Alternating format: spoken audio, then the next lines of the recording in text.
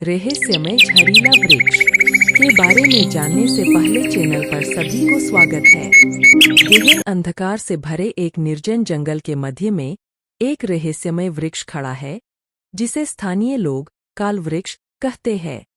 यह वृक्ष सामान्य पेड़ों जैसा नहीं है। इसकी जड़ें जमीन के भीतर नहीं, बल्कि बाहर फैली हुई है, जैसे कोई अजगर अपनी पूरी देह फैलाकर सो रहा हो। इन जड़ों से हल्की सी हरी रोशनी निकलती है, मानो उनमें जहर का प्रवाह हो रहा हो। वृक्ष की छाल काली है, लेकिन उस पर रक्त जैसे लाल निशान उभरे हुए हैं, जो हर पूर्णिमा की रात को चमकने लगते हैं।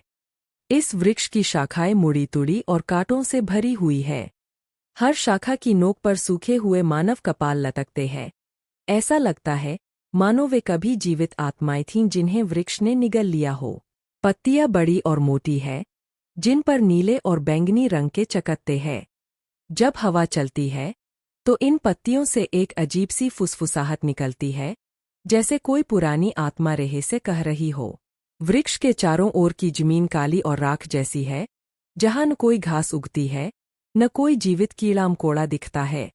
वहां अजीब सी ठंडक होती है, मानो तापमान अचानक कई डिग्री नीचे चला गया हो। इस वृक्ष से 10 फीट के दायरे में जाने वाले परिंदे भी अचानक आसमान से गिर पड़ते हैं। उनकी आंखें खुली रह जाती है और शरीर नीला पड़ जाता है। स्थानीय किंवदंती है कि यह वृक्ष किसी राक्षसी आत्मा का निवास है, जिसे महाकाल के शाप से शुद्धि नहीं मिल सकी। हर साल अमावस्या की रात को यह वृक्ष एक बार जोर से कांपता है और उसके नीचे की जमीन फटने लगती है, जिससे जहर भरी भाप निकलती है।